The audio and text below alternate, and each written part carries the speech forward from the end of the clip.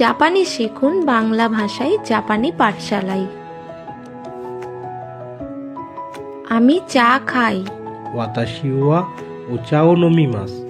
私はお茶を飲みます。আমি জল খাই।私は水を飲みます。私は水を飲みます。আমি বাড়ি থেকে বের হই।私は家を出ます。私は家を出ます。আমি হেঁটে যাই।私は歩きます。私は歩きます。আমি বাসে যাই।私はバスで行きます。私はバスで行きます。ভিডিও ভালো লাগলে লাইক করুন, ফলো করুন আর জাপানি শেখা শুরু করুন জাপানি পাঠশালার সাথে। ধন্যবাদ।